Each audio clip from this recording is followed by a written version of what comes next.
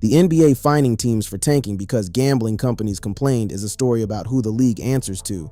So, Adam Silver stepped up during All-Star Weekend and laid down the law on tanking. Let's look at what he said, what prompted it, and why the involvement of gambling companies in league discipline should concern all of us. During his All-Star Weekend news conference, NBA Commissioner Adam Silver said tanking has been worse this year than we've seen in recent memory. The commissioner of the NBA looked at cameras and admitted the league has a problem.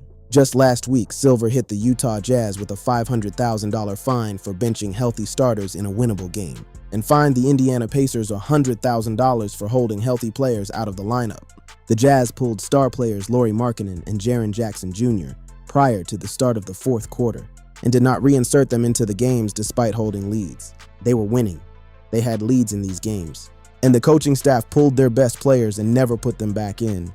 The Jazz saw a $500K fine for pulling both Lauri Markkanen and Jaren Jackson Jr. mid-game on February 9th against the Miami Heat. The NBA also fined the Pacers $100,000 for violating the player participation policy during a February 3 contest against the Jazz, after an investigation found that Pascal Siakam and two other starters who sat out could have participated under the league's medical standard. So the league investigated, determined these players were healthy enough to play, and the team sat them anyway. The NBA called it conduct detrimental to the league. NBA Commissioner Adam Silver said the league was considering every possible remedy for tanking. He then went on to inform the league's 30 general managers on Thursday that the NBA plans to make anti-tanking rule changes for next season. Charania even added that Silver was forceful with the message in hopes of curbing the tanking issue. But why now? Tanking is not new. Silver himself said at his press conference, "It's been part of this league for a long time. Back in the 1960s, there was a coin flip. At some point, I think it was in the 1980s, we moved to a lottery.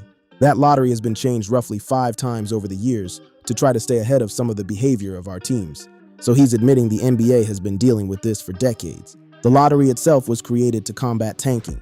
It has been reformed multiple times to combat tanking. And here we are in 2026, and Silver is saying it's the worst it's ever been. Part of the reason is the 2026 NBA draft class. The reason why teams would be so committed this year is one of the most loaded draft classes in NBA history, with a remarkable collection of freshmen currently making an impact at the college level. Darren Peterson of Kansas, AJ Dybantsa of BYU, and Cameron Boozer of Duke all stand out. Teams are racing to the bottom because the reward at the top is a franchise-altering talent. And it's not just the Jazz and Pacers. Anthony Davis will probably not play for the remainder of the season for the Washington Wizards, and there's a chance Trae Young will be on that list. Meanwhile, for the Sacramento Kings, both Zach LaVine and Domantas Sabonis have been shut down for the rest of the season. So multiple teams across the league have been employing various forms of this strategy. The NBA has had a tanking problem for a long time, but this season, things have really gotten out of control. It's a race to the bottom as non-contending teams try to accrue as many ping pong balls as possible for what most experts believe is a historic draft class. Now, Adam Silver laid all of this out. He took a stand. He issued fines. He promised rule changes. On the surface, this looks like a commissioner protecting the integrity of the game. But what if the real motivation behind these crackdowns isn't about the fans at all?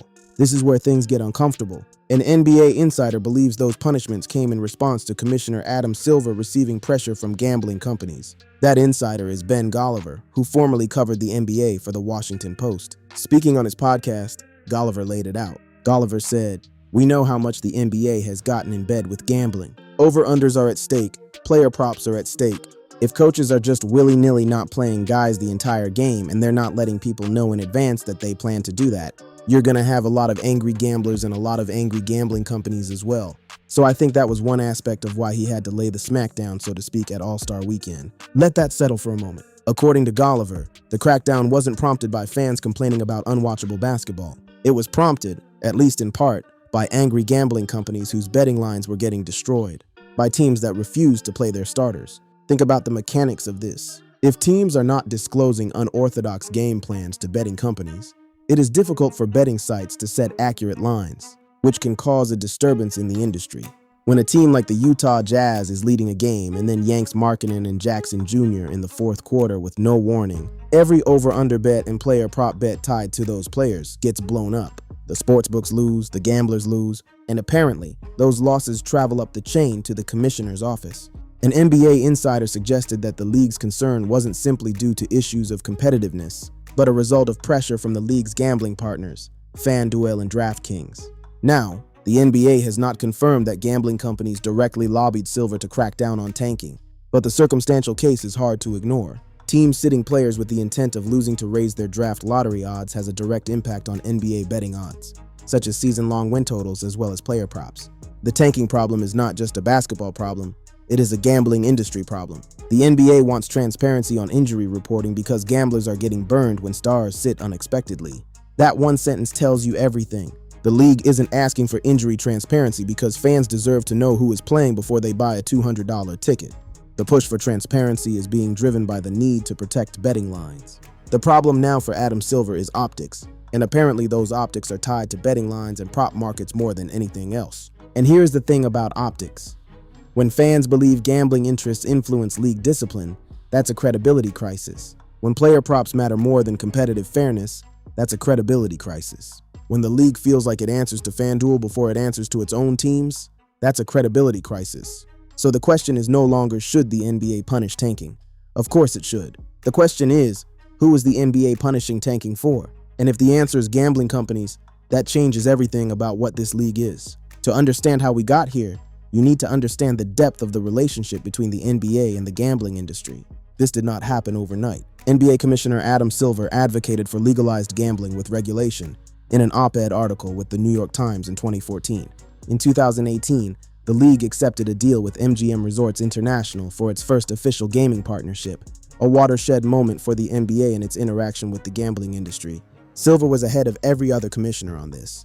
He was the one saying gambling should be legal and regulated. He was the one who opened the door, and once it was open, the NBA walked through it faster than any other league.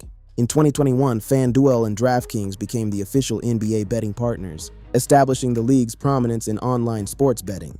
This allowed live betting in real time and aired in-game promotions during NBA broadcasts. DraftKings and FanDuel became co-official sports betting partners of the NBA through multi-year expanded partnerships. Both companies have expansive rights to integrate NBA assets throughout their sports betting and daily fantasy sports platforms. This isn't a minor sponsorship. As part of the expanded relationships, DraftKings and FanDuel continue to utilize official NBA betting data and league marks and logos across their sports betting and free-to-play game offerings. The NBA is literally providing its official data to these companies so they can set betting lines. The league's logo sits on gambling platforms. Gambling company logos sit in NBA arenas. Today, the league has a total of 17 authorized gaming partners, with the vast majority being major players including BetMGM, ESPN Bet, Fanatics, FanDuel, Bally, and Caesars. 17. Not one, not two. 17 authorized gambling partners. The NBA, much like every other professional sports league, dove in headfirst into sports gambling. Teams have sportsbook sponsors while broadcasts are littered with odds graphics, and players partner with prediction markets. And the money flows both ways. Beyond traditional income sources like broadcasting rights and ticket sales, the NBA now sees betting as a key pillar of future revenue. Betting is not a side hustle for the NBA, it is a core revenue stream. The league has structured its future around gambling money. So when Golliver says the NBA has gotten in bed with gambling, he is not exaggerating. The NBA and the gambling industry are partners. They share data, they share logos, they share revenue, and now apparently they share priorities. The league office openly embraces the betting ecosystem as part of its growth strategy. And now we're supposed to believe gambling companies had input, direct or indirect, on how tanking and load management are handled. That is the question that should keep every NBA fan up at night. If gambling companies can influence how the league disciplines teams, what else can they influence? And to be fair, Silver himself, even before the gambling controversies, pointed out that the incentives in the NBA draft system are backwards. The tradition in sports where the worst performing team receives the first pick from their partners. When any economist comes and looks at our system, they always point out you have the incentives backwards there. He knows the system is broken. He has known it for years. But the gambling partnerships have added a new urgency to fixing it. An urgency that comes not from fans or owners or players, but from sportsbooks whose lines are being wrecked. The tanking situation does not exist in a vacuum.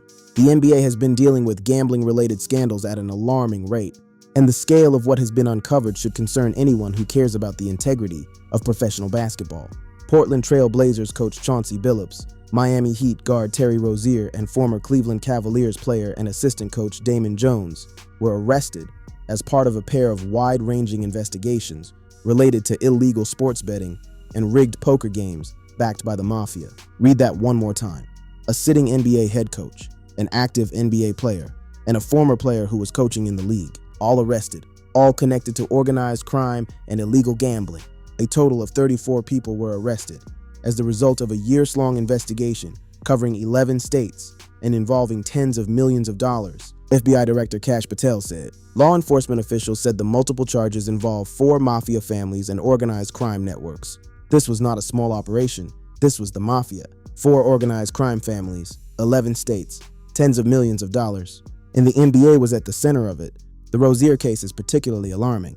Rozier allegedly tipped off associates prior to a March 2023 game that he planned to exit with a foot injury. Consequently, over $200,000 was bet on his understats, and he checked out after just 9 minutes. This is exactly the kind of scenario that gambling companies say they want to prevent. A player sharing insider information so that people connected to him can bet accordingly. And the Billups situation involved something entirely different but equally disturbing. Billups is charged with participating in a conspiracy to fix high-stakes card games tied to La Cosa Nostra organized crime families. Those games are alleged to have swindled poker players out of at least $7 million. This all came after the Jontay Porter scandal. This is the NBA's second significant gambling scandal in the past 2 years, following Jontay Porter's arrest and lifetime ban from the league in 2024. Porter, who played for the Toronto Raptors, was banned for life for violating the league's gambling rules, with the league alleging that he had bet on NBA games and disclosed confidential information about his own participation to bettors. And there was a question about Giannis Antetokounmpo investing in a prediction market outfit that, among other things, lets consumers bet on where Giannis Antetokounmpo will play next. So, a current MVP caliber player has a financial stake in a platform where people bet on his own future. If that doesn't make you pause, nothing will.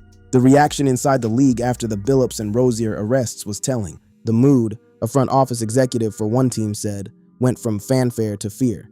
And one player agent said, surprised they got caught. But not surprised, as gambling is happening everywhere. Everywhere.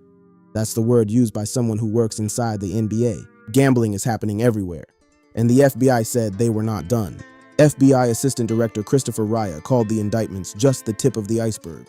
Now think about all of this together. The NBA has 17 authorized gambling partners.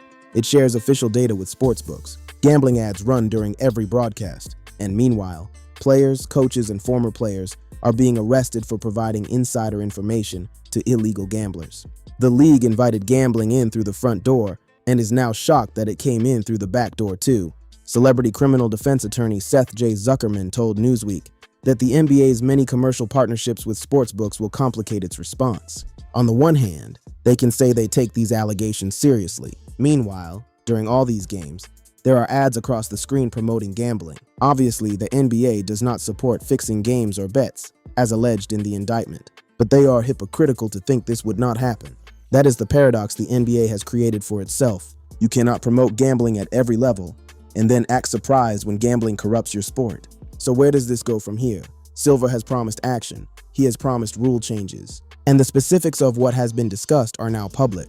Discussions across the NBA about the league's tanking issues intensified throughout the All-Star break and will result in tangible changes starting next season. Commissioner Adam Silver informed the NBA's general managers on Thursday that the league plans on making anti-tanking rule adjustments to take effect in the 2026-27 season. While the league has yet to announce the exact measures it will take to combat tanking, it reportedly discussed over the last month 7 potential rule changes. These include limiting first-round draft pick protections to only the top 4 or top 14 plus selections, and freezing lottery odds at the trade deadline or a later date. Another proposal would no longer allow a team to pick in the top 4 in consecutive years, or after consecutive bottom 3 finishes. Additional measures could include barring teams from the top 4 the year after appearing in the conference finals. The league is also considering allocating lottery odds based on 2-year records, extending the lottery to include all play-in teams, and flattening odds for all lottery participants. Some of these proposals are significant.